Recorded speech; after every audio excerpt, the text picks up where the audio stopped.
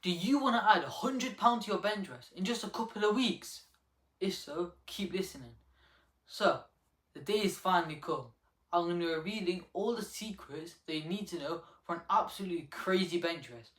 So, if you don't know who I am, I'm a person that managed to bench press 113 kg for 2 reps at around 60 kilo body weight and just like barely 15 years old. Since I managed to bench press that amount of weight, I had a lot of people asking me for bench tips or like technique tips or how I got to where I got to. So today, like I said, I'm going to reveal to you everything you need to know to get to where you want to be. What actually is good form? So, good form is the ability to engage the right amount of all the required muscle groups for bench press. But what are those muscle groups? So we have the chest, the shoulders, the triceps, and the lats. So, how do you do that? We do that by mastering our technique. So here I'm going to show you a really good tutorial I made by myself for mastering bench form. So first of all, you're going to want to get your grip. After you've gotten your grip, you're going to want to dig your traps into the bench and then find where your feet feel most comfortable for you. Then after you've done that, get a big breath and then dig your traps in really hard into the bench and unrack the weight. Slowly lower your glutes. As you bring the barbell down, you want to pause a little bit and press up in a curved motion. Taking a big breath here. Now, as you bring the barbell down, I want you to imagine that you're bending the barbell to engage your lats. So, now I'm going to go over 3 topics for the form area. So, how wide or close do I know to my grip? So, I would say for most people, a wide grip will actually be the best possible grip for you. Now, I know that, let's say you're new to benching, a wide grip's going to feel more unstable for you because your form's not going to be as good. So, you're going to lack stability. So, a close grip in that case might actually be better for you.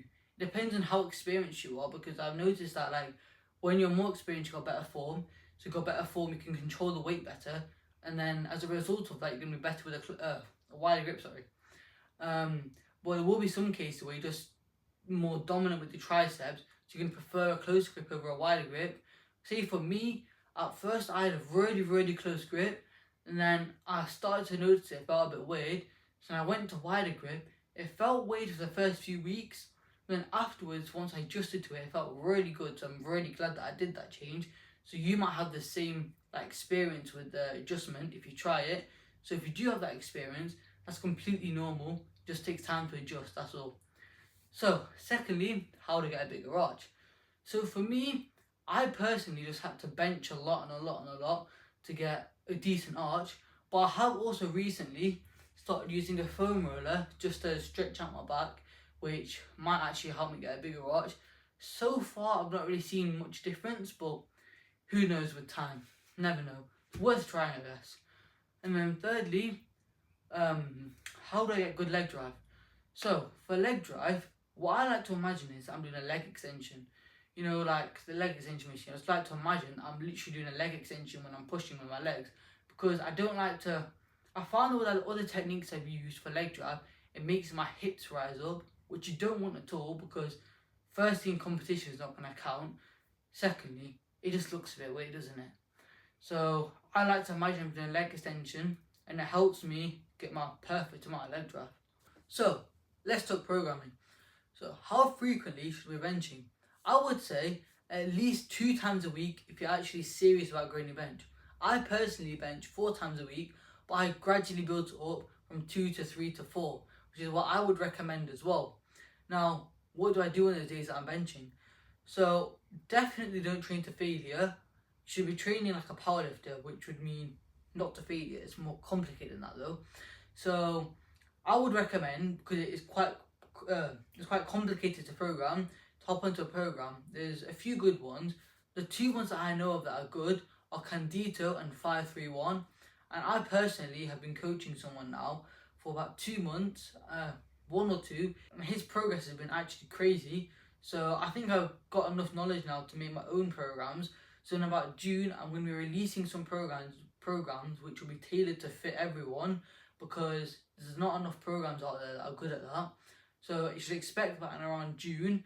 As for coaching, because I have been getting a lot of people asking me to coach them, I would like to gain a bit more knowledge on the coaching aspect before I take people on. So in about August or July, you should expect that. I will be taking people on around then, I reckon. More than one person, because I have been getting a lot of people asking me. So just stay tuned to around then. And when it comes out, I'll let you know. So now, the last topic I'm going to cover is patience. You have to stay patient. Now, the reason why I'm saying this is because I'm guilty of not being patient myself. Because bench press, of the three main lifts, squat, bench and deadlift, is the hardest lift I'd weight to. Because it's just, I don't know why, there's a scientific reason, I just know it is. So, because of that, I have to be patient and not go overshooting on the bench press. Because I know you might be benching, you might be like, week 1 you might do like, let's say, 90 kg for 1x3. You might be on week 5, and then you'll be thinking, I'm going to do 92.5 kilo? Is that the only difference I'm making? You'll be like, I need to go up a bit more. And because of that, you're going to end up overshooting, and it's going to neglect your overall progress. So just remember, stay true to the process, and in the long run, it's going to be better for you to just stick to the program and not overshoot. Just be patient, basically. I know I'm yapping a bit on this topic, but it's just like, just be patient is all I'm trying to say, and don't overshoot, okay? I myself am guilty of it sometimes, but just because I do it doesn't mean you should do it yourself. Now, that's all the topics covered. So if you like the video, then be sure to like and subscribe, because these videos take a lot of my time. And if you thought it was useful, then share it to a friend so he can also blow up his bench press. Now, if you have any suggestions for videos I can make next, let me know in the comment section. I'd be happy to listen to them.